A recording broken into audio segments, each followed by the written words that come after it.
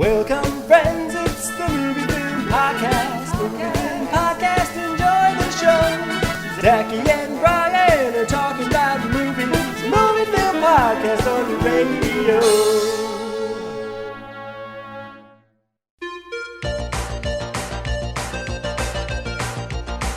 Welcome to a movie film commentary track. Happy Thanksgiving to you and yours from we and ours.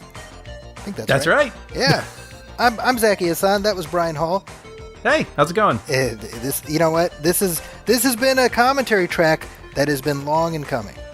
Oh man, we were going to do this last year, and I don't recall why we didn't do it, but I got all prepared. I read the shooting draft script of this, which is 145 pages long. I made notes. I think we pushed it, and I remember you were like, "Oh, we'll just do it next year."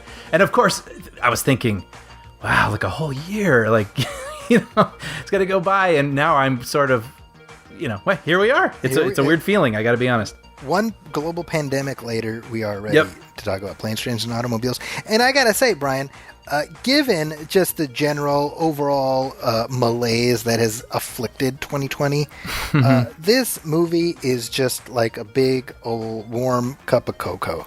Oh, yes, absolutely. And I know for us it is. I personally, this is in my top 5 movies of all time. I love this movie. So I've been looking forward to sitting down and watching this with you.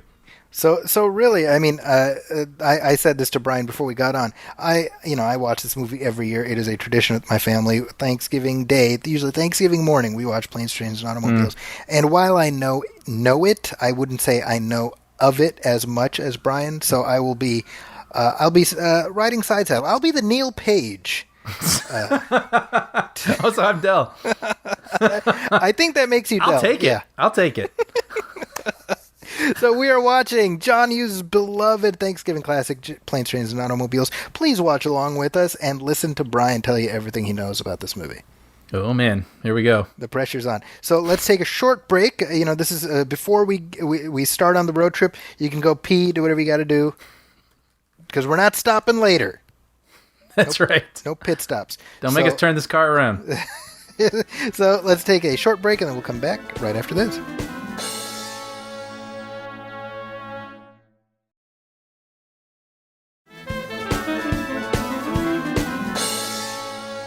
And we are back and ready to go. So we will hit play on 3. 1, 2, 3, play. We are watching Planes, Trains, and Automobiles. There's only one cut, although there was a longer cut. And a television cut, but that's not what anyone has available. So we are queued up to just before the Paramount logo, which I think if you hit play on it, that's where any version of it that should start. So here we go. Ready to do this? I'm ready. All right. On 3. 1, 2, 3, play. By the way, I love this Paramount logo. It's very cool and cinematic, and right. I'm just excited not to be looking at the Universal logo. That's me. I actually, the other day, I don't know how I got this movie on my mind, but I started thinking about that Michael J. Fox, James Woods movie, The Hard Way. Oh, and wow. So Okay. I busted that out, and it had the Universal logo at the beginning, and I was like, wow, I just cannot escape it. That movie, by the way, Michael J. Fox and James Woods. Talk about the absolute best person and the absolute worst person. Yes. It's like matter and antimatter. Right.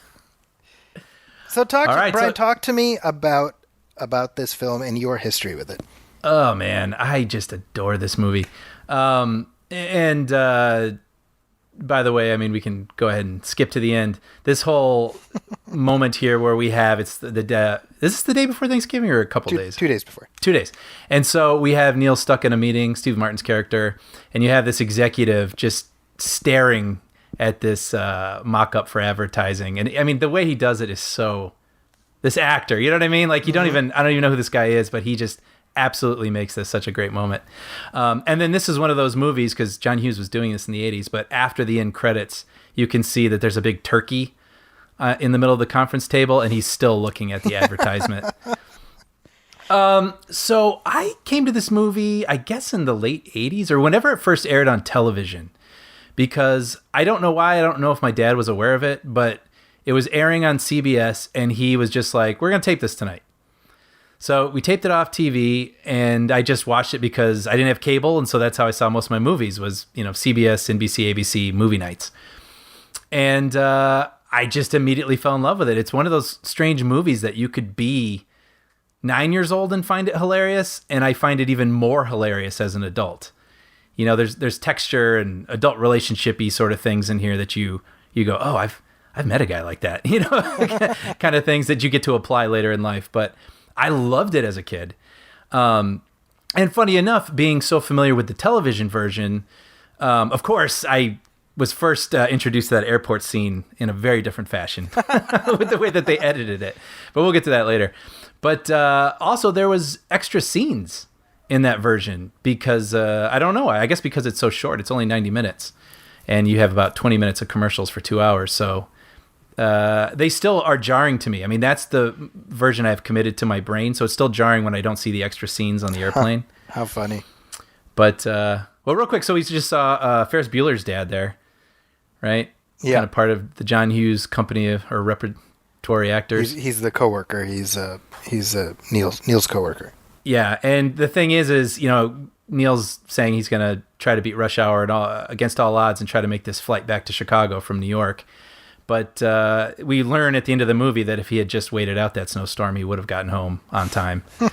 But also, speaking of John Hughes' company, so we have Kevin Bacon here, who would appear next year, so meaning 1988, and she's having a baby. Right. So also in this movie, she's having a baby is playing on a television later, which is funny because that movie hadn't come out yet. Weird. So this movie was set in the future. Yeah, the Hughes-averse. He likes to keep it in the family there. But this is, I just got to say, I think, I'm trying to think what was the other John Hughes movie we watched. Home Alone. Well, yeah, it's interesting because he didn't direct that. But I was going to point out, I just saw Ferris Bueller again recently, and I just love his directing style. It's very, very simple. Yeah. But it is precise, and it's exacting. And I think just it's like the camera doesn't even move a whole lot, right? But just the focus he chooses and the framing he uses, it's the perfect way to convey his comedy, right? Which is this odd mixture of grounded but also very, very broad. Yeah, right? it's alchemy.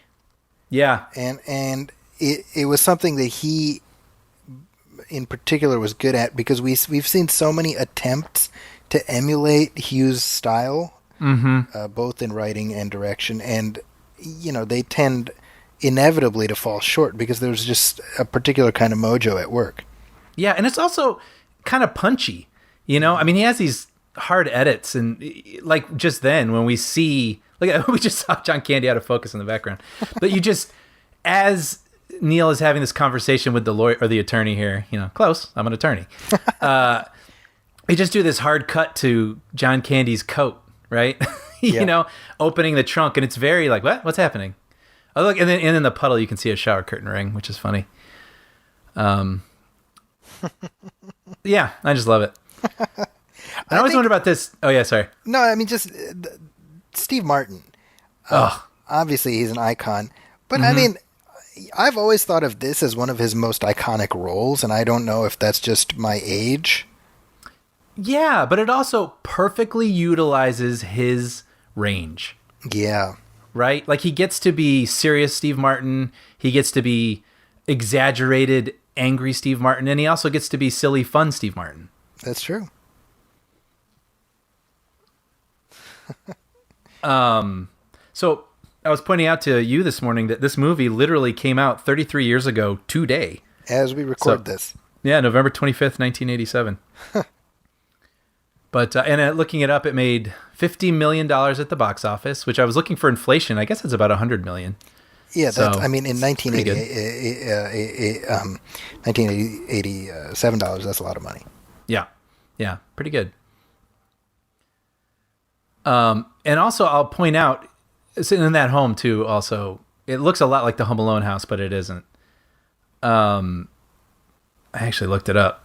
The Home Alone house is in Winnetka, Illinois, and I went there a couple years ago for a wedding and went and visited that house. And when we were there were people staring at it, and when we left, there were people pulling up to stare at it. So to this day, that's just what you sign up for when you buy that house, when you own it. yeah, really. The little boy there, by the way, that was Matthew Lawrence Yeah, Joey Lawrence's brother from Boy Meets World. Yeah. So now this is interesting here. I always found Neil's wife a little confusing, her behavior, because she seems a little icy. Yeah. And all the way up to the end, and even when they reunite at the end, it's kind of cold and distant, and you're like, what's going on? And then come to find out when you read the shooting draft, there's a whole subplot where she's upset that he would have done this meeting a couple days before Thanksgiving because the daughter was going to have this play. And along the way, they have all of these phone conversations where she begins to think that he's making up the John Candy character and he's having an affair. So her performance is reflecting this whole other thing that we're not getting in the finished version. And I think it still plays, but I think when you're aware of that, you notice it a bit more. It's a bit like Al Pacino being addicted to heroin. Right. Or Heat. Or cocaine or whatever it is. Yeah. And they just cut that out of the movie. And you're like, why is he behaving this way? Yes. Yeah. By the way, so now when they're first confronting each other and Neil's realizing, oh, you're the guy that stole my cab. I love the way that he's staring at him like, do I know this guy? And they're doing this funny, like, why do I know this guy? Kind of cutting back and forth. And then eventually, in his mind, he puts the taxi cab over him in the airport. Right. And he makes that surprised expression like, oh. I mean, so going back to Steve Martin then also, I was reading that they were also looking at Rick Moranis as the Neil Page character and John Goodman as Del Griffith. And you're like, yeah, I see that, but that is a very different energy. Exactly, yeah. It could totally work, but there's something that Steve Martin brings to this where he can be an absolute dick, but you're like, yeah, but no, I like Steve Martin. You know, like, you don't lose him in the jerkishness. And then John Candy brings, I mean, I don't know, few other, besides him and John Goodman, but I would still put John Candy at the top as being absolutely annoying, but you just freaking love the guy. I think that what John Candy does so well is he remains lovable for the entirety of the movie, even as he's doing things that you know would be absolutely infuriating. Right. I think John Goodman, he can bring an air of menace. Yes. Right? Right. So I wonder if his Del Griffith would be as just unabashedly lovable as this one. Yeah. Yeah. I mean, I'm sure it would be one thing to actually be in this scenario, but as you watch it, you're like, I mean, it's John Candy. I love the guy. You know, like you're just very forgiving, you know? I mean, especially knowing that we really only have a handful more performances from him after this, you know? Yeah. And by the way, the exterior of that plane there that we saw, that's from the movie Airplane. They reused that Paramount movie. How funny. Isn't that great? I always thought this funny. Like he pulls out that little pocket thing, almost like it's a police badge. Shower curtain ring division. I mean, just gosh, this guy. Pleased to meet you, Neil Page. So in the shooting draft, he goes on and on and on and on. He talks about so many things here. It just really chews his ear off. But you know, they say a movie is written 3 times. It's written on the page, it's written during production, and then it's written in editing.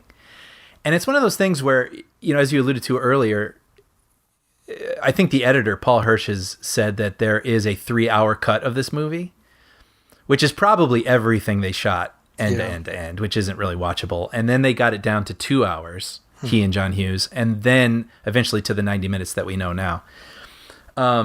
And while all the moments of him sort of blathering on could be hilarious, I feel like they really did find that perfect pace where we've spoken to this with Back to the Future and one other movie recently, where it just, all of a sudden you reach a certain point in this movie and you think, oh, we're here? Right. Like this movie just breezes by. And I think, although I do miss a couple of the cut scenes that were on television, it really is the perfect breezy pace. I think just generally speaking, I mean, the sweet spot for comedies is between 90 and 100 minutes. Yeah. And anything, I mean, especially when, and Judd Apatow is guilty of this, especially where his like theatrical cuts Yes. are like in excess of 2 hours, right? Yes. Yeah. And I don't think a comedic framework is really built to sustain for that long. Yeah. Yeah. I agree, especially a movie like this where you are sort of feeling all this tension. Yeah. You need to finally let that release at some point and just kind of be happy that they're home.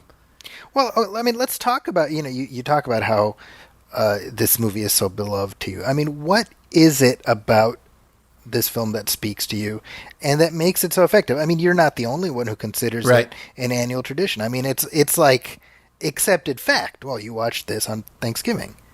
Right. What is it? Why? I think, and by the way, I just want to point out this phone conversation they're having here is very quick. But this is a much longer thing where she starts in on him. See, it's kind of a hard cut to him getting off this phone call, but there was a big sort of argument that was cut, which I think is for the best, honestly. Yeah. That's just not something you want hanging on this adventure. You just kind of want to be in the moment with him. But anyway, so I think... Gosh, you know what it is? I mean, I just think this is just one of the perfect examples of character-driven comedy, where these people are so well realized, and they really are the perfect odd couple, but you can absolutely see how they would become friends. And there's so much brilliantly observed human behavior throughout this movie that I think you can recognize. Like later, after they have all the mishap at the hotel room or the motel room, there's a part where John Candy, who's sort of been put on trial and then, wants to get it over with. Oh, wait, by the way, behind Ben Stein there at the airport counter, it says destination and it says nowhere. Speaking of John Hughes, broad comedy. So, but when he's like, okay, Neil's like, I just want to go to sleep. And John Candy trying to, like, yeah, me too. Like after he's been the source of all the problems earlier. But I just love this. I recognize that attitude of you trying to like get back on that person's side, and then late after the car accident, where the car's whipping around and crazy and everything that John Candy caused, he like pretends that his back is hurting, like, oh, my back, and he's looking back to see if Steve Martin's looking because he wants it to be like, yeah, I went through something too, Right. Like just there's so much amazing, and I think those little moments that you recognize, you can latch on to them, and it just, I don't know. I just find myself endeared to these people. I've probably seen this movie at least over 30 times, and I just truly care about these people. And by the end, when you see them carrying the trunk together, toward his place, yeah, I feel, I laugh when I'm supposed to laugh. I get the lump in my throat when I am supposed to get the lump in my throat every time. And I don't know, lightning in a bottle, and I love it. I don't know. How about for you? I mean, there's a sweetness to it. And I think, I was going to say it's uncynical, but I actually think it has the exact right amount of cynicism. Yeah. I think Neil is a cynical character. And so we're able to get that kind of humor in there. It's very Steve Martin type, but I think it's the mixing. Yes. Of those elements, right? I mean, the movie does not look down its nose at either of these people. Yes. And I make a distinction, like something like Due Date, for example, which I mean, it's almost like an easy target at this point. Right. But that was what I didn't like, is that the Dell character, mm-hmm. who's played by Zach Galifianakis, is he's too much of a movie construct. Yes. Right. And whereas here, like everything that happens, I mean, as you say, I mean, it has elements of broad comedy, but it still feels real. It feels, mm-hmm. everything that happens feels, I mean, within reason, I guess, but it all feels like something that could happen in our world. Yeah. It's like the broad stuff is almost just that sort of heightened feeling. It's like, this is what you feel. Right? Yeah. Is this the one with Gus? Yeah. Okay, wait. I gotta bring this up. This was a deleted scene in the script, and it made me laugh so hard. Del Griffith, how the hell are you? And this still $1 million shy of being a millionaire. I mean, just there, and Neil just. I mean, this is just so. I don't know. Gosh, you just. John Hughes, man. Anyway, so there's this deleted exchange where he's saying that, oh yeah, I have a room, and so now I'll just read this because it's so worth it. Gus goes, yeah, I had an old geezer die in his sleep last night in your room. Had to bring a new mattress in from my brother's place in Salinas. And then Del goes, gee, I hope it wasn't somebody I knew. And Gus goes, Fritz Oberman? And Del smacks the counter. He goes, oh, damn. I was like, hey, it's hilarious that he knows the guy. So then Neil whispers, ask him if it was contagious. And Del goes, how'd he go, Gus? And Gus goes, he just blew up. It was one of those things, I guess, just blew up. And then Del goes, yeah, I've read about those things. Just imagine all the little things that got shaved off. I know. That's so good. What's This crazy is so well directed, by the way. Sorry. When they realize there's only one bed in the room. I mean, it takes like a minute. Just like, let's do the camera. We'll do the POV to the bed and right over to Del. He's like, this is so well executed. And then the score, too. Brian, is that, you know, at this point in 2020, like the gay panic trope is so overdone. Right. And yet I think this to me is like the perfect way of doing it without tipping over into something that's like offensive. See, I was thinking of that, and I agree with you, and I can absolutely appreciate anyone's personal reading of the scene, but I think with this particular story, I think Neil is the type of character who wouldn't be thrilled to wake up with a stranger he just met on an airplane spooning him. You know? Right? So, like, I feel like that, to me, is where the comedy is coming from, but, like, yes, I can imagine now it would be like, why do you have your hands on me? I know what you want. Like, it would go, and that's when it gets a little ugly. That's right. Dude, this whole thing in the show, like what I love is it's all stuff that we can relate to. Yes, in some way, shape, or form. Absolutely. Soap in your eyes. And this huge chunks cut out of this. Later they make reference to, a pizza.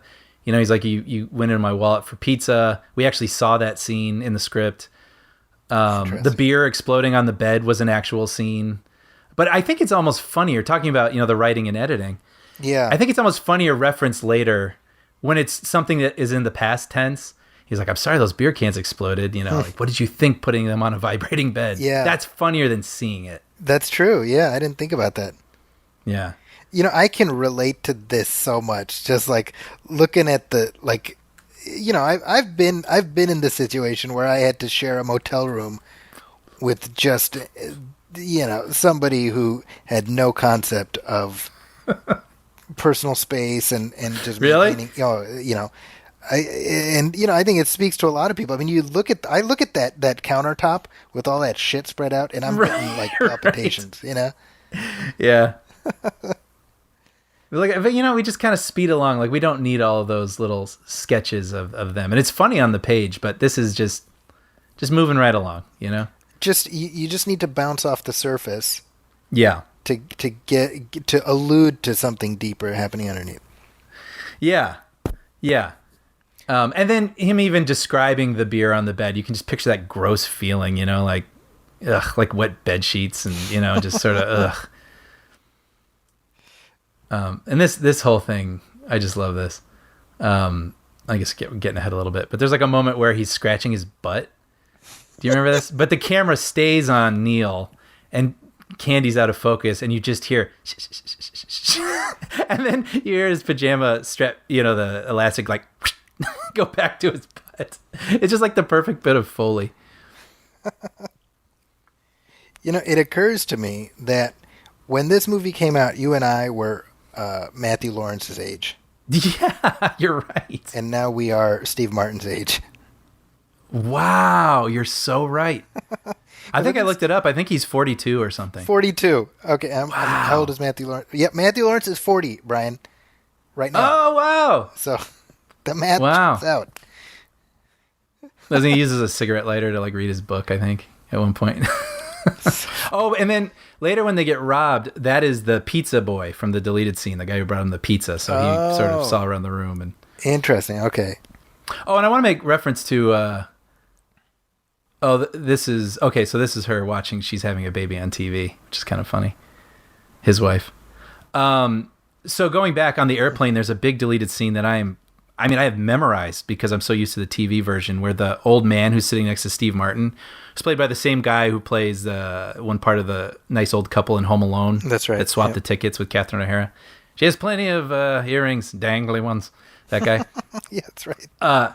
So I'm trying to think. There's two moments. John Candy, they get their food basically served on the airplane, and John Candy talks about a friend of his that used to work as a cook for the airlines and accidentally lopped the tip of their finger off. And he's like, yeah, they think they served it on the Singapore run. Like, can you believe that they let that happen? And so then, Steve Martin's getting a little grossed out, and he decides he doesn't want to eat. So then he tries to offer the bun to the old man, who can't understand him. And he's like, bun? He's like, I don't want to, I'm just got started. And he's like, no, not done, bun. So he gives him the bun, and then he's going to give him Neil's brownie. And Neil's like, no, I want that. And then John Candy, it's like such good observed awkward behavior of real people, where he's just like, oh, he won't let you. He's not going to let you have the brownie, sir. Yeah. And so then eventually this woman lets her hair down from the seat in front of him, and the hair goes into Neil's food. And Candy's like, I suppose you don't want that anymore. He's like, no. So then he splits the brownie and gives it to the old man. But man, I still forget it's not in the theatrical cut. Yeah, you talk about that a lot. How so much of your film experience was based on the edited for television version. Yeah. Sometimes missing scenes, sometimes adding scenes. Yeah, that's interesting. Now, isn't it interesting here too? I mean, this is iconic here with the, Neil telling Del off, and I like me. My wife likes me, that whole thing. And it's interesting that this scene happens so early. It almost feels like you would have this happen later in the movie, but they have this blow up right away, and it gets very emotional. Yeah. Right? I would love to interview John Hughes, about that. Like what was the calculus of that? What was, does this cement our endearment to the John Candy character early, so we are sort of on his side when we might lose him along the way later? I'm thinking about it. I mean, because his voice gets all wobbly, and he's like, "Look, I mean, I understand you're like this, but I'm me. People like me, and I'm not gonna apologize for it." And then you're like, "Oh, okay." And then you're kind of with him. I think look at right here. We're looking at we're seeing his face reacting to what Neil is saying. Right. And really hateful things. I mean, look at it breaks your heart. Yes. Look at that, And so if I were to guess, you watch this scene and I would assume you're like, well, Neil is just being an absolute asshole. Mm-hmm. And so it makes you sympathize with Del, and therefore on his side for all the other shenanigans that are still to come. Mm-hmm. Because if this comes too late in the movie, you already kind of hate him. Yes. And then it's too late. Right. You know what I mean? Right, yeah. I think you're right. Ugh. I mean, this is about empathy, right? It's almost like if you were teaching a lesson on empathy, you could show this. Yeah, you're totally right. Ask yourself, watch this. Look at the look on his face. Now picture yourself saying something hurtful to somebody and how they'll feel, Right. Yeah, and you know what I like though is I'm just so used to this movie I sort of forget, but I showed this movie to a friend and they pointed out that they were on Steve Martin's side at this point. And I was like, you know what? Yeah, I mean, he's been through a lot, and this guy has been kind of a pain. But then it's just when it's never worth it to say those things. Right. You know what I mean? I going along, just adding to what you're saying. And then when you do say those things, this is what you do to another person. Yeah, exactly. Yeah. The other thing, I mean, we establish right away how much his wife means to him. Yes. And that's obviously very crucial to make that last minute turn hit a little harder. So I mean, we have the abstract thing where he's like looking at her picture, but him saying it, you know? Yeah. Wait, speaking of character comedy, so when he stoically goes back to bed, right, you know, puts the sheets over him, right? Like, I'm going to bed. And then Steve Martin looks over, and you can see that John Candy's looking at him, like peering over his shoulder.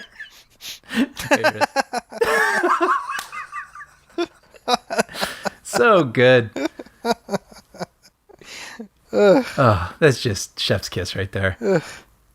But, you know, I think adding to why I love this movie so much is I remember, you know, my brother and I were kicking around ideas of movies we'd like to write someday. And he brings up road comedies a lot because we like road comedies. Yeah. And it just occurs to me that those are just some of the most difficult movies to write because all those things are a series of vignettes. Yeah. And those vignettes have to be absolutely hysterical.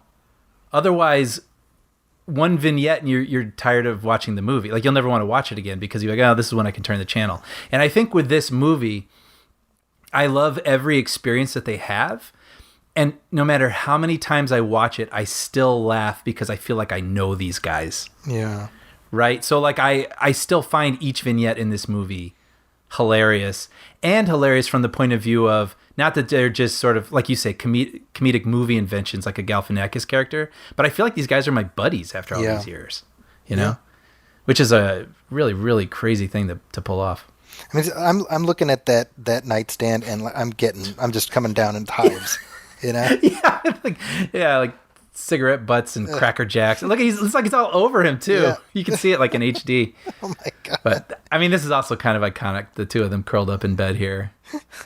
And speaking of Broad, I mean, right away you think he'd be like, "What? Whoa, hey, you know?" Yeah. But it's just like, oh, and he kind of like curls and snuggles up against them. The slow realization on Steve Martin's face is so funny. Yeah, like what? Why did you? It's so Looney Tunes. Why did you just kiss my ear? Why are you holding my hand? You know, those aren't pillows.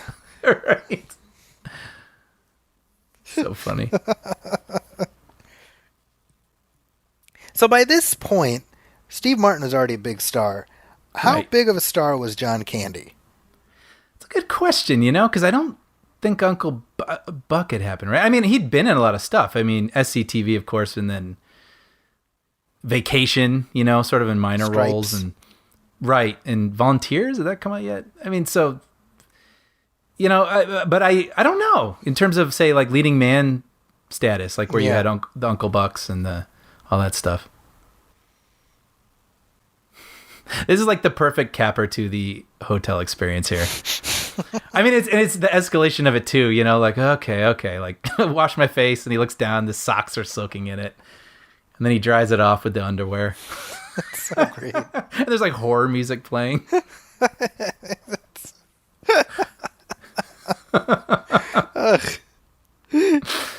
Oh, I would have to boil my face after wiping out somebody's underwear, you know? The look on his face, that shot is so great. So good.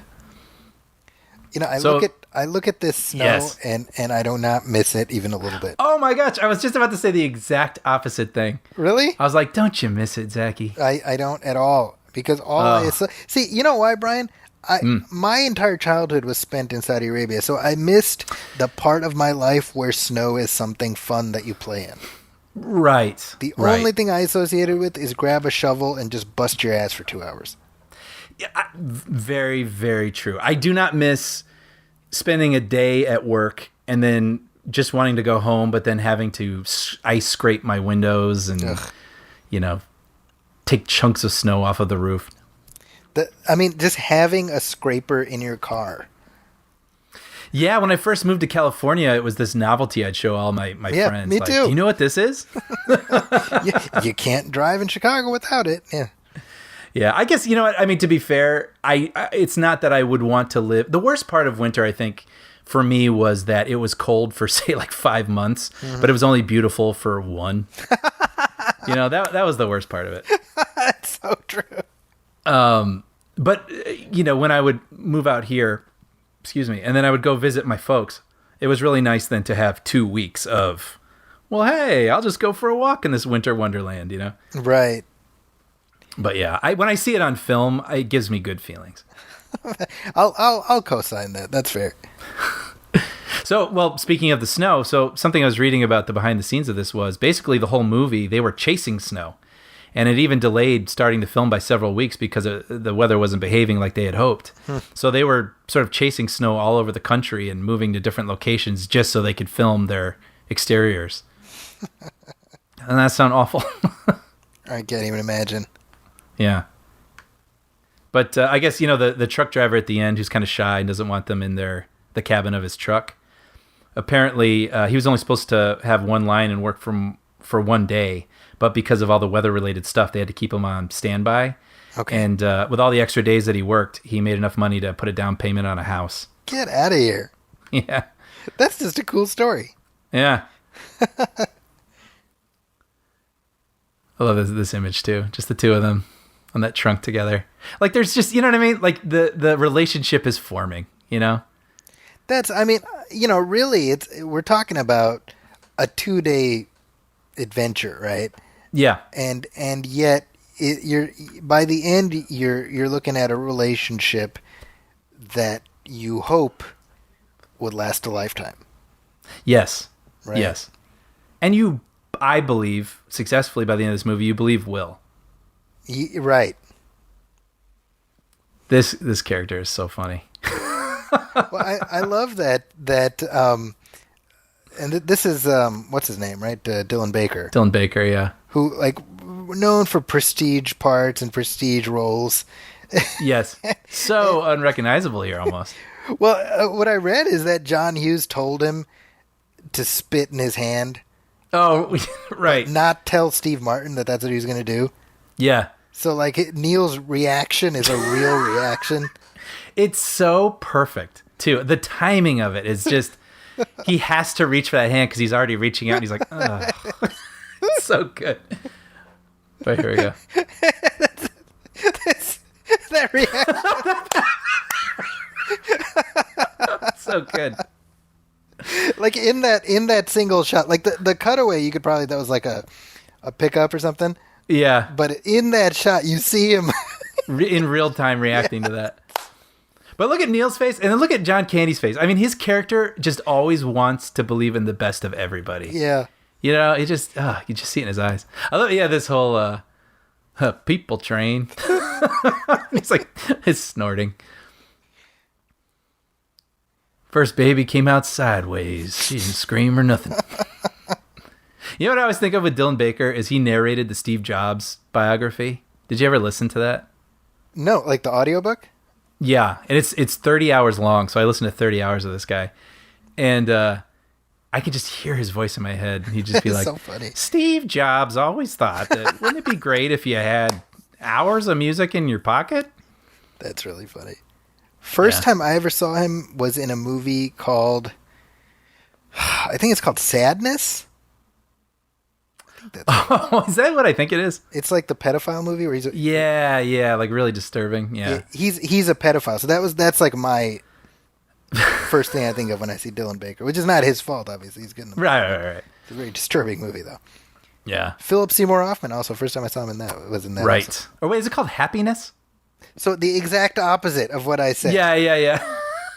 That in itself is kind of funny. But yes, Happiness, not Sadness. Right. Sadness is the prequel or the sequel. It's in the Feelings franchise. Right. The Feelings franchise. So having not lived in Illinois for a long time, living in Southern California, I remember this line always made me laugh where he's like, what do you think the temperature is? And he's like, 1. And I remember thinking like, oh, 1. Yeah, I remember that. It's cold, but whatever. And then when I went back and visited and it was 1 degree, I was like, this is unlivable. Oh, wait, watch John Candy wave at everybody on the train. That's great. Del Griffith. That is, right? That's a good guy.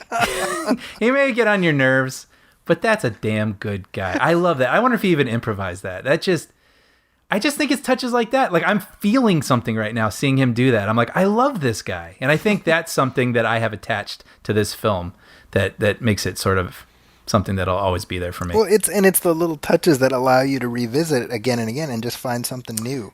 Yes. Yeah. You're right. There's so much small things Right. going on. Yeah. But wait, what was your introduction to this movie? I remember it would have to have been 89 or 90. I was at an airport, ironically enough, and I was in Pakistan. I was at so we were leaving Pakistan, and there was like a airport with it was like an entertainment magazine type thing. Mm-hmm. And they had a bunch of like new releases that are available on video or whatever. And one of them is a little picture about, maybe a half-inch high of the poster of this, and it just described it. It says Steve Martin, John Candy, and I knew both of them, and I was like, that sounds really funny, Yeah. And so when we got back to Saudi Arabia, that was one of those things. I was like, oh, I want to find that movie, and that was how, just because of this little thing I saw in a magazine about it. Wow. And it is definitely, I mean, I'm with you, where it's like I liked it as a kid, but truthfully, I mean, my perspective as an adult has enriched my relationship with the movie so much more. Yeah, they're just sort of personal experiences. I'll get into this later, but I had a personal experience that was very, very similar to something in this movie.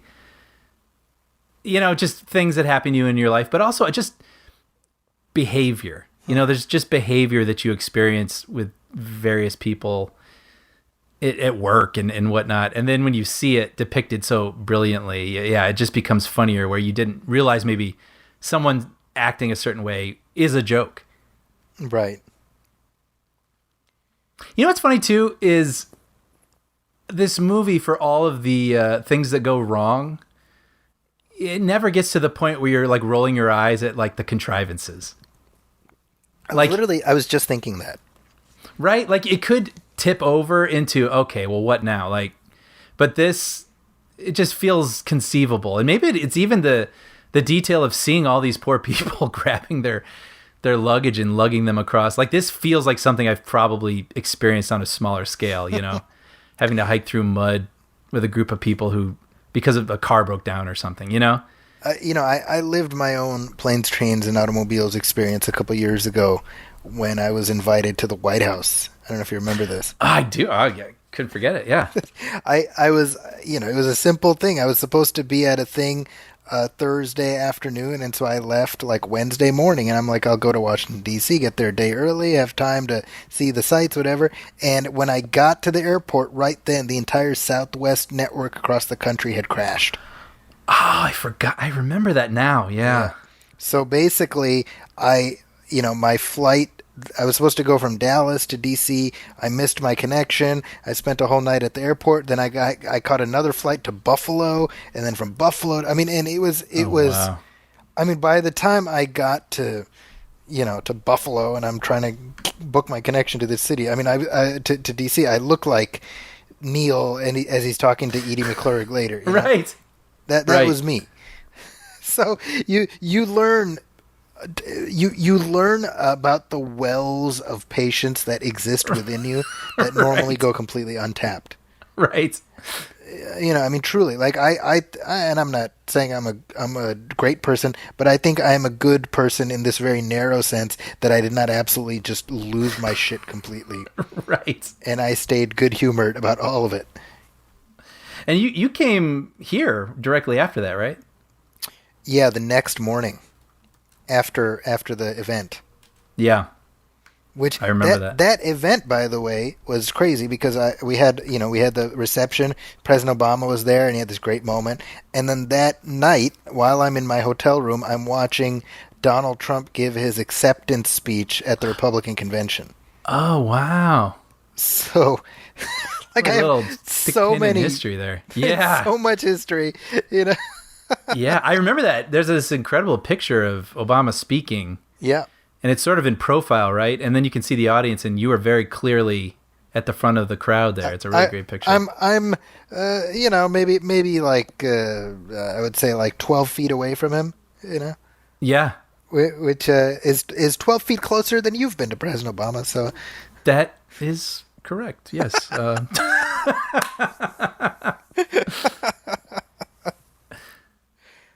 But I think to that point, Brian, I mean, I think that's the thing, right? It's about travel delays. Yes. And everyone has experienced them. I mean, obviously this dials them up and the confluence of things, but we've all been there. Mm-hmm. And that's the question. Like, what kind of a person are you when you go through this thing? I mean, that's something that most people can relate to in some way, you know? Yeah, and they never then feel the need to make it so big that they're sitting next to some sort of cartoon character of a character, right? Yes. Where they, it's like some character actor or actor that we're familiar with a fake, wig on, dialing up some sort of accent and hamming it up, mugging it up. You know what I mean? Yeah. It's them on a bus, and somehow, just because that's the way Del is, he can get everyone on the bus to get into a sing-along and be in a great mood. But when Neil tries to suggest a song, no one knows his song. That's it's smaller scale, but it's absolutely hilarious. Well, speaking of absolutely hilarious, just this, being able to turn these shower curtain rings into money. Yes. That's, it's like, oh, they're filled with helium. That's why they're so light. Like, So they're very light. Yeah. people are like, oh, okay. Yeah. The other thing I think about a lot is how so many movies would not exist or exist in the same way in the age of cell phones. Yeah, that's true. There'd be far. He could take a picture. Like I say, a huge subplot was that Neil's wife didn't believe that Del was real, Right. and he could just take a picture of the two of them, Right. and text it to her. This whole thing with the girl's play, his daughter's play, we're seeing intercut here, was a much bigger plot point in the script, and eventually the movie ended not with the freeze frame on John Candy, but with them at the table, Thanksgiving table, all together, and the girl recites the poem that he missed. So that's interesting. Tell me why you think they changed that. Well, they took a lot of this sort of conflict between Neil and his wife out. Yeah. And then also at the end, I think it kind of ends on a nice moment, because I think we should end on... I think it ends at a nice moment. Yeah. Everybody's together. It might just feel like overstaying its welcome a little bit. Yeah. Which, by the way, so I'm assuming everyone who's watched this movie knows the twist at the end, which is that Del doesn't have a home. And he gives that little tease. Or a wife, right. And so right there, when he says, I haven't been home in years, and Neil calls it out even, like, wait, what? Are you serious? He's like, well, it was just a figure of speech. Yeah. Now I can't. Obviously, I know what's going on, but I wonder, the first time watching it, if I just brushed it off. I must have. You would, because, they don't hang a lampshade on it. Yeah, but they do call enough attention to it with him shaking it off, and Neil even, wait, what? What do you mean? Yeah. This scene, by the way, always puts a lump in my throat. This argument is so real. Like this, Steve Martin, under the guise of being nice, is basically saying we shouldn't be traveling together anymore. And it completely cuts right to Del's heart. Yeah. And then his whole, he's trying to let him down gently. He gets it. And he totally gets it. And he's hurt. And he can't. He's trying to mask it, but he can't mask it. Yeah. Because it's just not what he's like.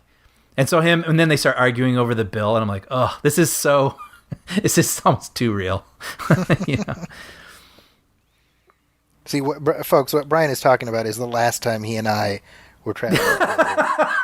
And I was trying to let him down gently. He's letting me know now.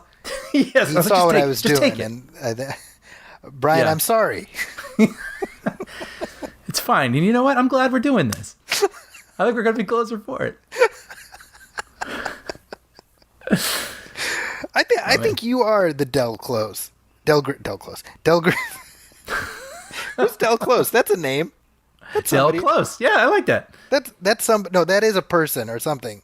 I don't know. Pull that out of my ass. Del Close. Glenn Close's is somebody. son? No, it's an actor. No. Well, shout out to Del Close. Yeah. By the way, can you believe we're here already? The rental car. And by the way, when he leans down, there's this insert shot, and he goes V5, which I'm sure was looped in. I think that all the time when I'm in a parking lot looking for my car. I always say to myself, V5. V5. It's so perfect. He gets to the spot, and there's the tire tracks. Like it's been stolen.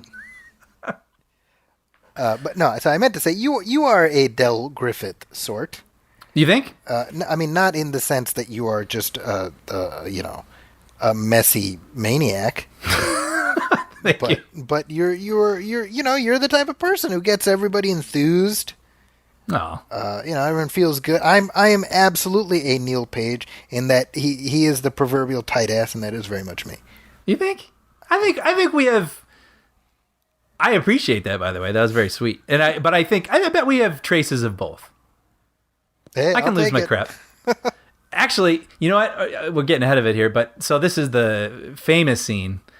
This is so hilarious, by the way. And it's funny too. There's this like in the soundtrack, right? They're doing that sort of rap sample thing where they're sampling clips from the movie, which gets a little confusing, like his screaming, like "You're messing with the wrong guy." That's right. This is also great too. Him Oh my god. like an overpass. I'm that same trip to Washington. I remember when I was leaving, the Lyft driver dropped me at the wrong terminal. So kind of the same drill here. I had to walk my ass over to the next terminal over, which was a good half mile easily, Yeah. That's a heck of a stunt, isn't it there? By the way, that truck inches away from it. Clearly his double, but Steve Martin's like, yeah, I'm not doing that. yeah. No, so just real quick, you mentioning with your road travels, I was back in Chicago, like I said, same trip I was mentioning. And my brother and I split where he was going to go down into the city a day early, and I wanted to stay back in my hometown to, just see more things and eat at restaurants I liked and stuff. And I went to the rental car place to get my car. My brother dropped me off, and my credit card had gotten stolen. Not physically stolen, but the number. Yeah. And so it had to be canceled. So when I went to go get the rental car, they said without a physical credit card, they couldn't rent me a car. So not cash, not whatever. Without a credit card, I couldn't do it. And I was stranded. And I found myself, just went out, and I was feeling a lot of emotions about being home, about not having my card stolen, about not having a car, and being just stranded. And I went outside, and I called my brother, and I was like, just freaking did. And I was like, effing car, and a effing guy in effing Wisconsin who took my effing car, and I hope he effing chokes on it, and then I just stopped. And I went, oh my gosh, it's that scene. I'm living it. And it was the only thing that saved me. Like, I just started laughing because I was like, how can I not laugh? Like, I literally had that moment happen to me. It was crazy. I mean, it's the absolute catharsis of just being able to let, 18 F-bombs in a row drop in front of somebody. Yes, it's 18 F-bombs in 1 minute, which this movie would probably be PG if This it weren't movie for this is scene. rated R because of this. Yeah. Because, generally when you say the F word 18 times in a minute, it's frowned upon. He's so good, though. He's so, like, just in her face. It's interesting, too, because I'm looking at Edie McClurg, and I'm like, do I feel bad Right. for Edie McClurg that he's given her these F-bombs? And I kind of don't. Well, that's a good point because, I mean, yes, no one deserves to have that put in their face when it's Right. not their fault. But they do a good job of making her absolutely checked out Yes. when she's introduced. Like, she's not being very attentive. She's being even rude to him a little bit at the beginning. Yeah. But then she does get her moment at the end, you're effed, which is really funny. right. But yeah, so I saw that on TV first, and it's this incredibly awkward edit where I think they keep it on the long shot somehow. Okay. And he's just like, I don't even know if it's Steve Martin, but he's just like, I want a Datsun, a Buick, a Jeep, 4 wheels, and a seat. So I can still hear that in my head, actually, the TV version. So you're on her reaction. You're on her reaction and a wide shot of him where you can't okay. really see his mouth. So that's one of those things where it's like, you can't, there is one joke, and if you lose it, you lose it. Yeah, yeah. Like obviously, when I watch this movie with my kids, that scene does not exist. Yes, right. Right. This is funny, too. I mean, speaking of the whole empathy thing, I mean, when Steve Martin, him cutting people down never gets him anywhere. Right? Like when he did it to that woman in there, and then now when he does it to this guy out here, if I wanted a joke, I'd follow you into the John and watch you take a leak. And then he gets punched out, almost run over by a car, and then grabbed by his nuts and pulled. But then, of course, John Candy, he can't help but charm everybody, and he got a car. Of course, we later find out that he used Neil's money.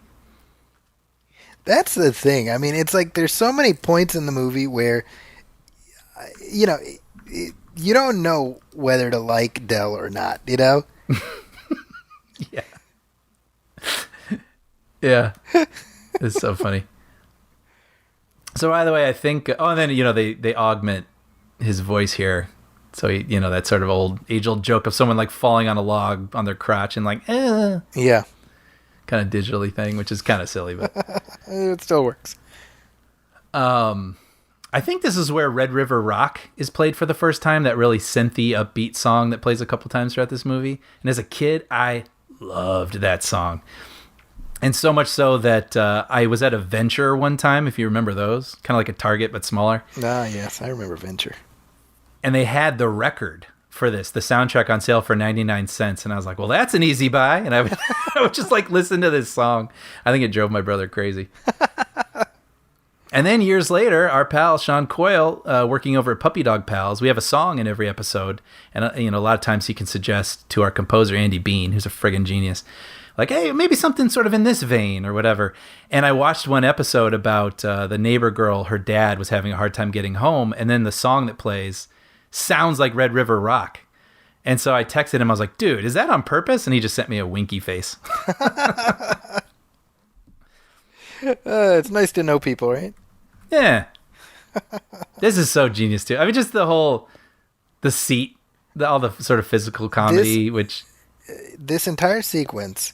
Oh, yes. I don't even know how many times I've seen this movie, Brian, but every year when I watch it, like, my stomach is hurting by the end of it.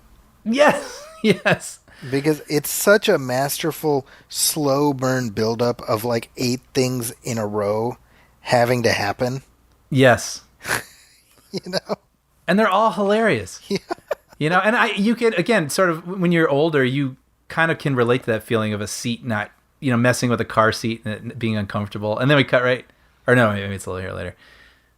Oh, I know why I thought I was going to cut, because this is not in the television version. No.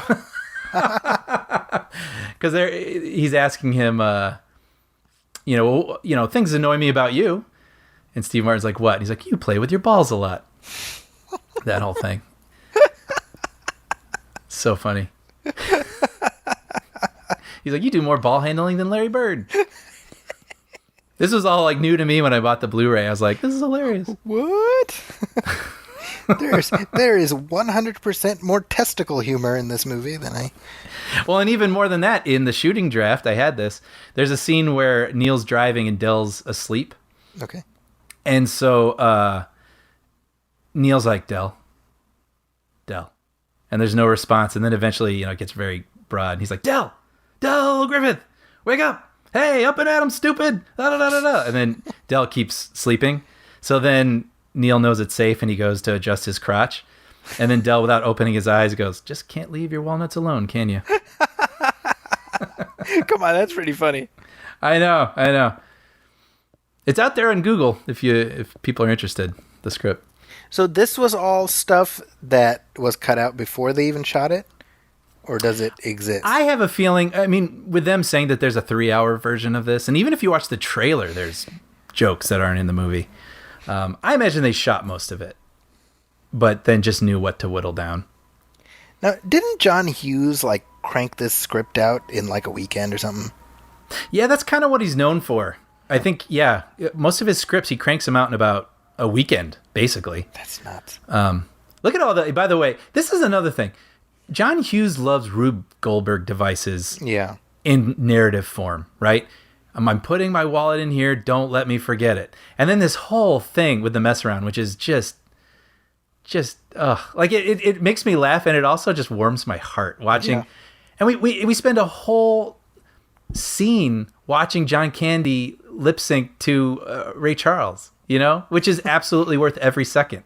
Yeah. Because look at his face. But it has, he has to throw the cigarette in the back, and then he has to go the wrong way, and then he has to whatever, and then it all leads to the car being on fire and burning his wallet. And it's, he loves that stuff. This reminds me of my dad, by the way. There are very few movies my whole family can quote together. Like we'll love something, and my dad will be like, eh, or my dad will love something, and we're like, eh. But this is the one movie our family knows like line for line. And on road trips, my dad used to be like, hey boys, and then he would do this, like pretend to be playing the piano like John Candy. Yeah. This movie is the Venn diagram for the Hall family. Yeah, it really is. That's so great though. Look at he like loses it and the car veers and then comes back, but then you cut right back to his happy face. He's like, I don't care. Like just he's so in it. And Neil is just out. Yeah. I can hear the announcer too.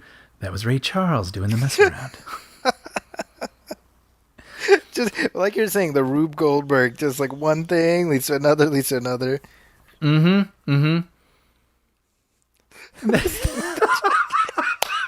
Just so he's like Homer Simpson. He's he's so joyful, but then all of a sudden but I'm happy, but boy am I hot. His face just changes on a dime. This is such great physical comedy too here. Just having, you get a whole meal out of him getting his jacket caught on the seat. Yeah. And the score is so funny too. Very broad. The I'm without the sound on. Oh, I can hear the whole movie.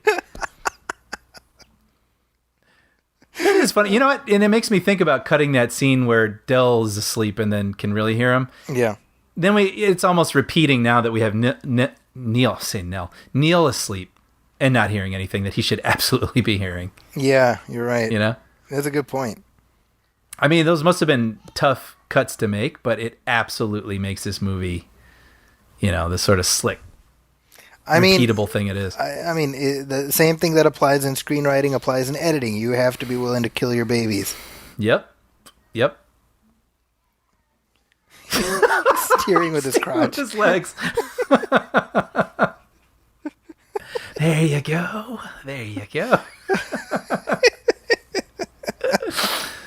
And I love John Candy's scream when they're like spinning. Yeah. This is where the scar. Nah, nah, nah. But he has this really high pitched. Ah!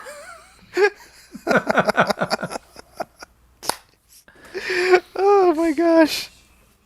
Can you imagine? I did actually get to see this in a theater maybe like a year ago. It was playing at an ArcLight, and I was like, I don't care how far I'm driving to go see this, which was just magical for me. But can you imagine in 1987 watching this just with a full audience laughing at all this? Yeah, it would have been just raucous. Yeah. And you know what? It also is too. I feel like this movie doesn't lean into sort of humor of the time. And I don't even know what that'd be in 87, but even now where it's like, oh, everybody's laughing at this sort of joke and that sort of, like, this is just, all of it's pretty evergreen. It's timeless, yeah. Yeah, and I think that's goes a long way. This whole right. establishing the two trucks.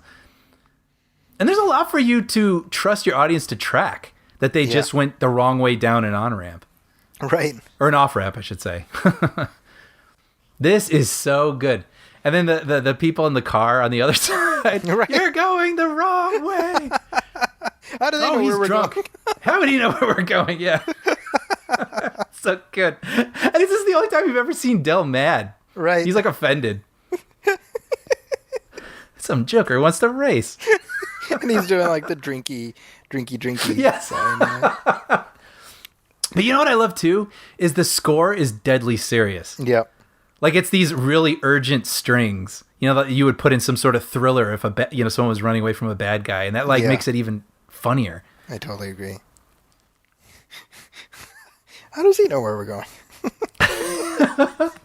But see, now we're at a point where they're on the same side. Right. Yeah, how would he know? Okay. That's a good point. Like they've crossed a threshold. I mean, the bickering isn't done, but now they are partners, and that's just really sweet. And these poor people, they're genuinely trying to help. Trying to save their lives. Dude, Steve Martin's reaction when he sees the trucks. Which I remember as a kid, I didn't quite follow because I didn't understand, why there'd be snow in the middle of the road because it's like a median. Yep. Truck. He's just not even looking like a cartoon character. What? And then when he's like when they're the skeletons,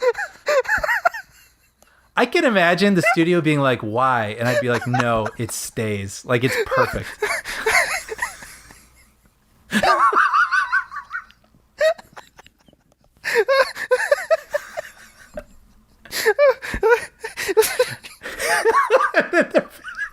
The fingers. I'm watching this on mute. I have tears in my eyes. Guys, if you haven't seen this movie, give yourself the best present you can. Like, just watch this movie.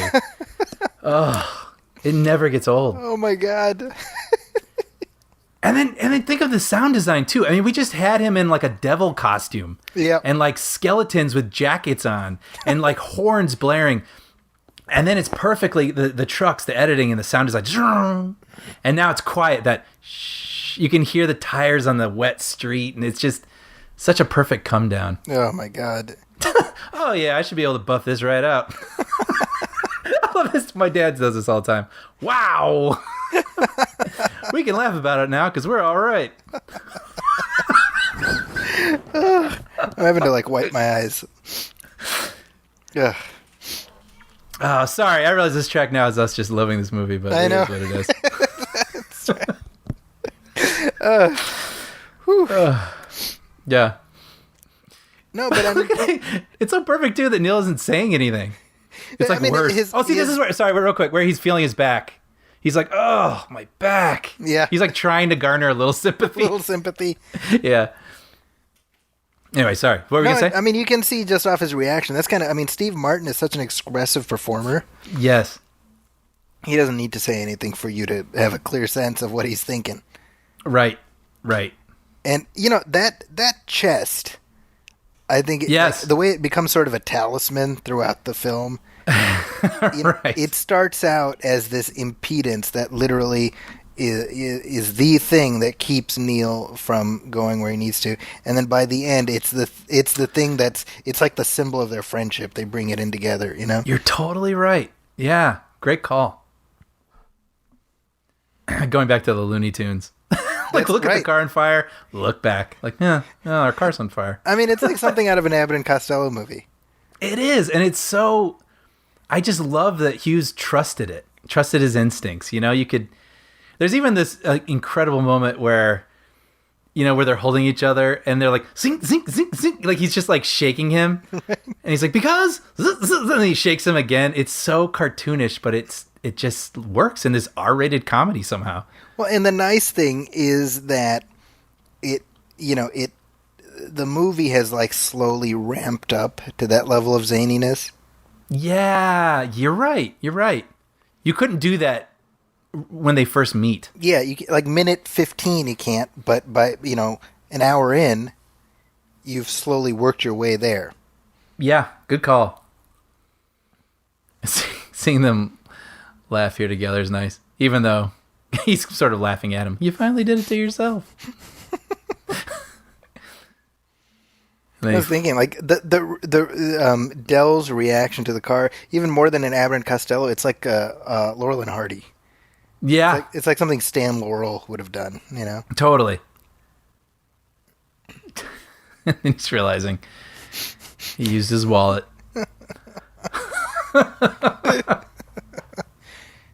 Which, by the way, so speaking of cut things, this scene stopped. The car scene stopped in the middle, and they went to a diner. And Neil talks about his marriage and the state of things. I mean, can you imagine like interrupting this flow? Yeah, how weird. Yeah. So we come back to this?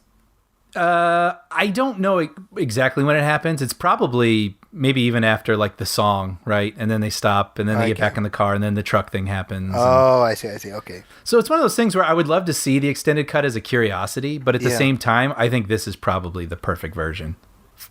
Yeah, I would agree with you. I mean, you don't feel like... I mean, you talk a lot about perfect movies, right? And I think to whatever extent that applies here, I mean, we've gotten the perfect version of this. I agree. Because you've got all the laughs and all the heart, and you don't overstay your welcome. Mm-hmm. That could be the hardest thing, right? When do you decide to tap out of this story? Mm-hmm. You know, Yeah. because what you were describing about the original ending, it sort of feels to me like the end of or the original end of E.T. Right. Right. Where, I mean, yeah, you get the music swelling, tears in everybody's eyes, the ship blasts away. It's just magic.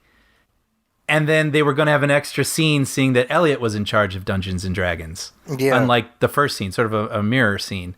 Yeah. But it's like, no. You go out when the audience, you got them. Don't even let us come down. Yeah. Right? Just let us go out with the most powerful moment of the movie and walk out with tears in our eyes. So obviously they made that same calculation with this. Yeah. Yeah. I love that, by the way, punching him in the gut. He's like, that's how Houdini died. Could have killed me. And then the car, they're driving this completely burnt shell of a car. There's So now this guy, you recognize this guy? Martin Ferrero. Yep. The lawyer who gets eaten in Jurassic Park. That's right. He's a perpetual on-screen douchebag, Martin Ferrero. Yeah. Oh, I love this too, where he pulls out these credit cards that are just completely shriveled. Visa? See, again, like in the age of Apple Pay, You're right. You're right. this doesn't exist in the same way. Mm-hmm. This guy's voice is so good. Would you like a room? And this is so funny, but sort of sad, when he gives him the watch. Right. $17 and a hell of a nice watch. And then John Candy, like, I have a Casio. That's right. It shows it off like Vanna White. Which leads me to another deleted scene. Oh. Which I thought was hilarious that was in the script. So later, when after this moment, when they're in the car again, Del goes, so how you doing for time? And Neil's like, I don't know. I gave up my watch. And Del's like, yeah, I feel bad about that. Why don't you take mine? And Neil's like, it's okay. And Del's like, no, really, take it. I'd feel better about it. And Neil's like, I don't want your watch. And Del's like, not good enough for you? And Neil's like, no, not at all. I just wouldn't feel right taking your watch. So Del lifts his knees to steer, and he takes his hands off the wheel to undo his watch. He goes, take it or I'll throw it on the highway. And Neil's like, just watch the road. It's like, you can just absolutely imagine that exchange. Yeah, totally. I do have a Casio. It's funny that this guy's willing to take watches. Do you have a nice watch? Yeah, right. Back when people used to wear watches. That's true. Do That's you true. still wear a watch? I actually got back into it, and I had a phase with my phone where I thought, why would I ever wear a watch again? Yeah. And I think it might have actually been the Apple Watch. And so I started wearing it, and I liked it so much that now I do raise my wrist instinctively a lot to check the time. And I've since bought a couple other watches that I like. Wow. Keeping it alive. Yeah, I kind of enjoy it. Yeah. And I'll find myself when I don't have it on looking and being like, oh, not wearing my watch today. Yeah, it's funny that you bring up the thing with the wife, because that always struck me a little like, damn, lady, like, try to be a little understanding. Shit, there's like a snowstorm. He's not, like. Yeah, she seems very unsympathetic. And like I said, I mean, there's a scene where they pull over and they're in a strip club in the script. And she hears it in the background, and he didn't want to be there. That's where Del parked so they could stop and ask for directions. And then later, she actually even says something about, I better not find Del's panties in your briefcase when you get home. So that's what's going on. That's what she's acting. But with all that missing, we don't have that context. I mean, like we said earlier, I think it was smart to basically just negate all of that. I agree, and it almost makes you wish you could have gotten her back for just one day of reshoots to sort of change her tone a little. That's because I think adding this idea of tension in their marriage, I don't think you need that. Yeah, you want to be invested in the moment that we're witnessing and not worried about what we're not seeing. that he's going through. Yeah. But it's funny because it's so present. And I remember even as a kid thinking her reaction was so dramatic when they arrive home and she has this real cold sort of front. And then when she sees, he's like, "Oh, hi, Mrs. Page." And she's like, "Hello, Dell." And then she sort of melts and hugs her husband. Yeah. I was like, why is she being so weird to Dell? And it's because she's realizing for the first time he's a real person. Yeah. So it's, if you could, I might have paid for a new close-up of her reacting a little differently. Yeah. And you could knock it out in an afternoon, You could, yeah. Like, she's in bed here. She's in the kitchen here. Boom, boom, boom. Yeah. Yeah. This is sweet. So then, still enough tension that he would leave him out in the cold, Right. But then, no, he loves the guy. He can't do that. You get this sweet scene of them sort of bonding over their wives and eating junk food.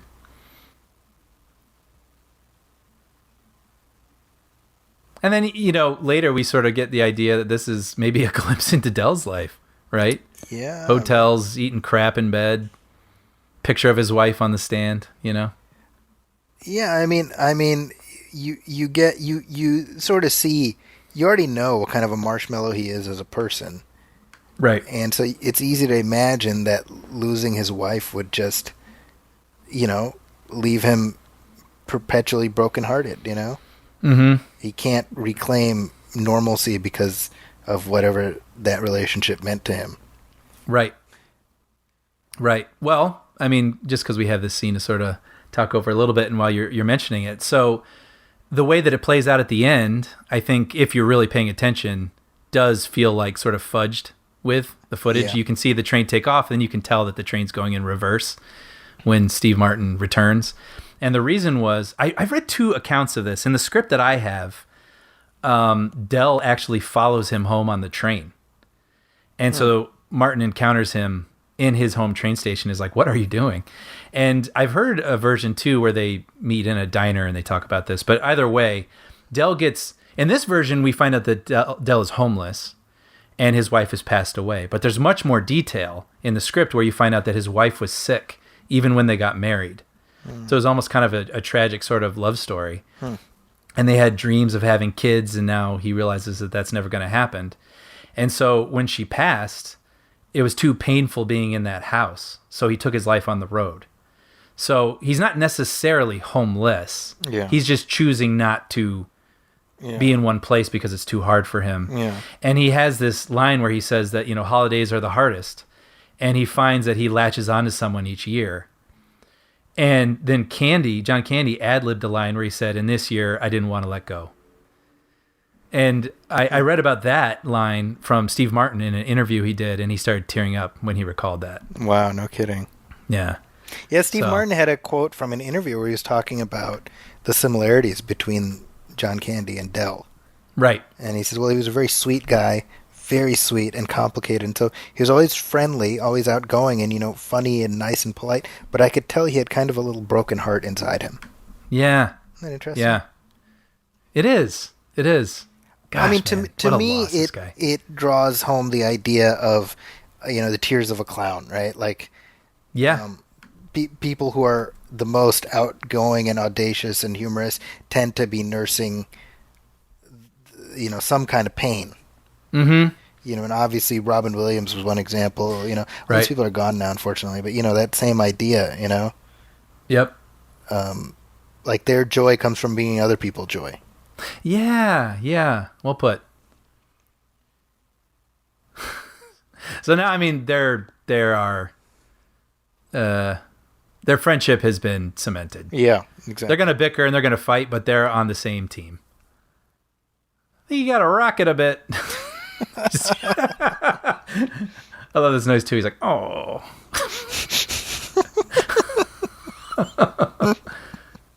I love this too. He's like, come on. Partners in crime now. I'm just gobsmacked by the fact that we are Steve Martin's age here. I know. Because, and I'm sure you can speak to this too. Like, ever since we were kids, Steve Martin has always been quote unquote old. Yes. because he had that white hair. I mean, he went prematurely gray, and that's just it. Yep. And you realize, well, in like 2 years, we'll be older than Steve Martin in this movie. Mm-hmm. Yep. I mean, thinking of him in The Jerk, I would think he was like 30 or 40 or something. But yeah, it's just kind of the hair. This is a great shot too. Just sort of this rickety thing that should not be on the road. And them singing Blue Moon of Kentucky. Hilarious. Doesn't that remind you of Road Trips, by the way, from home? This landscape, this really absolutely. flat, I was snowy. just thinking that. Yeah. Yeah, that looks like Wisconsin or something. Yeah, I mean, about a year and a half ago, me and my co-host on the old show, Diffuse Congruence, Pervez, we flew into Michigan, and we drove from Michigan to Chicago. So a lot of this type of topography, you know.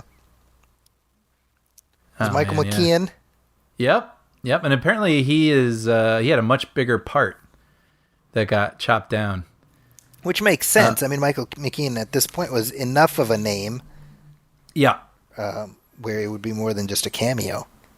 Yeah, I think he's like fourth billed. So but, what was the context of his role? He lets them know. This is so funny too. Where he's like, "Do you have any idea how fast you're driving?" He's like, "Well, the speedometer's melted, but funny enough, the radio still works." He lets them know that they have overshot Chicago by 100 miles. So it was an extra setback for them. And also they get taken to a police station and Neil gets strip searched. And then Dell's like, "Oh, they must have seen you were clean because when they realized you didn't have anything, on you, they didn't even check me." And so then I guess Neil punches him. And so that's why later in the movie you'll notice that John Candy has a black eye. Oh. But all that was cut. But again, I mean, it's probably funny, but at this point, I think of the film, after we've had that serious moment in the hotel, we're ready to have fun, but we're ready to get home. We're ready to sort of start winding towards the conclusion. Yeah. Get home in a fun way, but let's get home. The other thing, I'm just thinking about logistically, how would you overshoot Chicago and not know it? Without the signs, yeah, I don't know. You're totally right. Yeah. I'm sure there was an explanation that I don't recall it. Huh. So this courthouse here is where that all... Okay. Yeah, and then there's production stills of it where you can see Neil coming out, putting his tie back on because he's been strip searched. Oh, gotcha. And here's that truck driver who was able to buy a house because of the bad weather on this movie. That's hilarious. Oh, see, he's got the black eye. How funny. Okay. That makes me feel bad for him, actually. Yeah, now that you know the backstory. Yeah.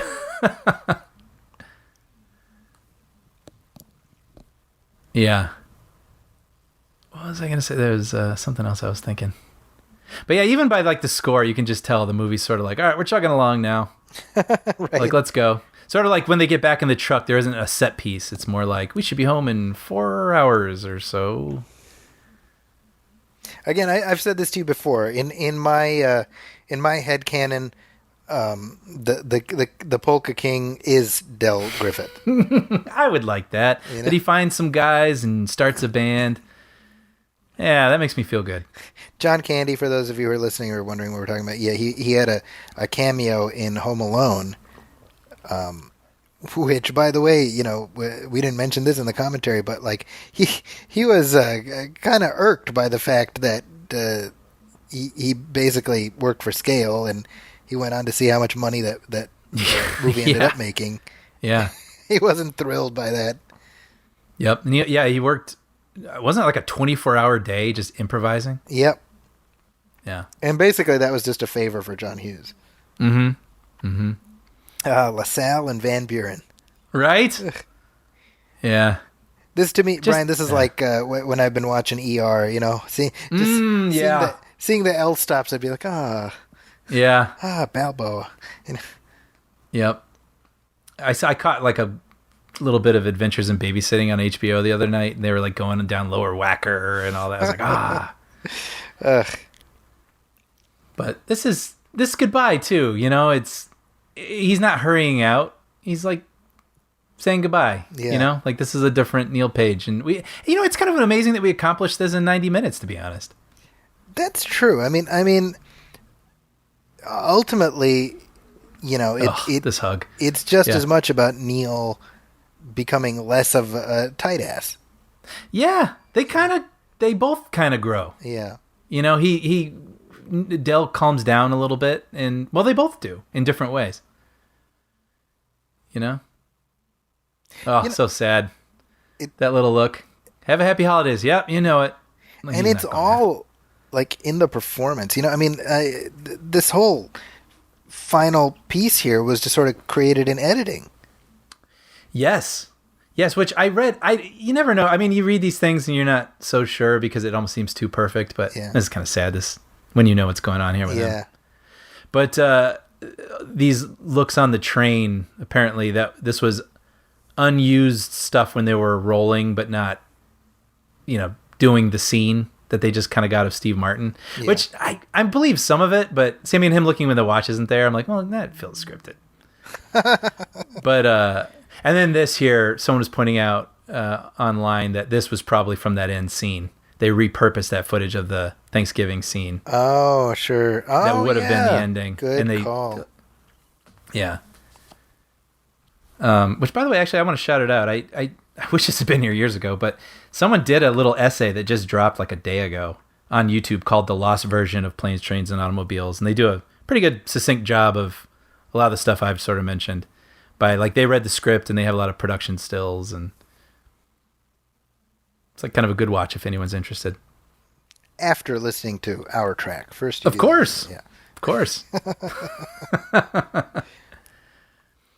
But even this is so great, kind of reliving the movie. I mean, it's really well executed, right? Where you have the funny moments. I mean, this is like this is what would be going on in his head, right? Just remembering the good, the bad, the ugly, and him being embarrassed of that moment when he wasn't very nice. Him And laughing. What's funny, putting it Brian, together. is one of my pet peeves is when movies flash back to scenes earlier in the movie. How so? To get like an emotional reaction, because I'm always Right. like, well, we just saw that. We've been on this journey already, Right. And this is like the exception that proves the rule. Yeah, because it's putting a puzzle together. It's like The Sixth Sense, right? Yes. Where he's remembering things that we are seeing in a new light now. Exactly. Yeah. Which, by the way, that shot where they reverse with the train right there, I always knew it was reversed because you can kind of tell, but I never noticed there actually is a person barely visible below the platform who is walking backwards. Oh wow! This is the first time I've ever seen it. I'll have to pay attention for that next time. I never looked at that. That's really Yeah. funny. Now think about too how this now here, him going in there and what the heck are you doing here? And like, well, I don't have a home. Yeah. Ah, man, you do this wrong, and this is just so does not work. Right. You know what I mean? But I think the alchemy, as you said earlier, I mean, John Candy selling this, like a Steve Martin selling this, Yep. like it all coming together. Ah, It just kind of fits. yep. And this scene was much longer. Like I said, he explains so much detail of his history, and it's You don't need nice, but you don't need it. You don't need it. This is almost more powerful. This shot, I mean, gosh, every year like brings a lump to my throat. What Them occurs together. to me is if this movie was released today and was as big a success today, there would have been a sequel, Yes. right? Yep. And it would have been a piece of shit. Yeah. Yes. Because there'd all be remember last time when this happened? Yeah. Well, it's going to be different this time. And that's But just never. but kind of the same. Yeah. I agree. I love this too. That sort of feeling when you're uncomfortable, and as they're walking up the walk, he's like, I'll just stay for a minute. It's okay. It's Yeah. okay. And Neil's like, "No, hey, come on. Just really well observed human behavior. So here we go, right? Yeah, this feels a little more dramatic than you would imagine coming from Neil's wife here, but with the context, you can kind of understand it. Right. And the dad, by the way, his father-in-law, that's Richard Hurd, who also played George's boss, Mr. Wilhelm, on Seinfeld, and Oh, really? like he's one he's one of those actors who, and I think we acknowledged his passing when he passed away. And you were like, "What's he from?" And I should have been like, "Oh, he's the father-in-law in Planes, Trains, and Automobiles." And you would have Right. Oh, excuse me. And you can hear the "Every time you go away." But this feels like a nice place to wrap it up, right? I don't think you needed to see her crying again. I'm always like, Yeah. come on, his plane was delayed. Let's relax, you know. Right. but just ending on Candy's smile. I mean, you know what? I'll be honest. Maybe if they did some shot of them at the table and then pulled out of a window, and then you saw the house and the snow is coming down, I think you could live with that. Yeah. And it might be nice, but that's a nice way to end it, I think. I always say it'd be funny if we fade to black and we fade in on just like a bloody living room, and it's like Sullivan family murdered by stranger. Oh, right. Oh no! Like it's like on a television, the news, Yeah. right? The newscast, you know, and then like the camera pans down and you just see him dragging the case. You know, getting on the train to his next encounter. It's a very different movie. I think we just made a Blumhouse movie. I know. Blumhouse. Planes, Trains, and reboot of Automobiles, Planes, Trains, but murder. and Automobiles. Great score by Ira Newborn, by the way. Yeah, You know? mean, people don't talk about comedy scores Yep. often, and this one especially really kind of hits the sweet spot. Yeah, because there's nothing more annoying than watching a comedy when the orchestra is narrating when you're supposed to laugh. Exactly. Do-do-do-do-do, beep, beep, beep, beep, Yep. You know, kind of a thing. And this knows when to play like deadly serious music, Yep. which makes it funnier. But it also does know when to go big and bombastic. You know, like with between the two trucks. So it's great. I think he also did The Naked Gun, which is also an amazing comedic score. Very funny. Yeah. That's one of those things where, I mean, the whole style of humor in those films is you can't punctuate the laugh. Yes. Right. Either with delivery or music. So that's what really makes it work. Yeah. Yep. So give me your summative evaluation of Planes, Trains, and Automobiles. I never get tired of this movie. I love it. I love it because it's hilarious. I love it because I think it's a really nice comment on people getting along.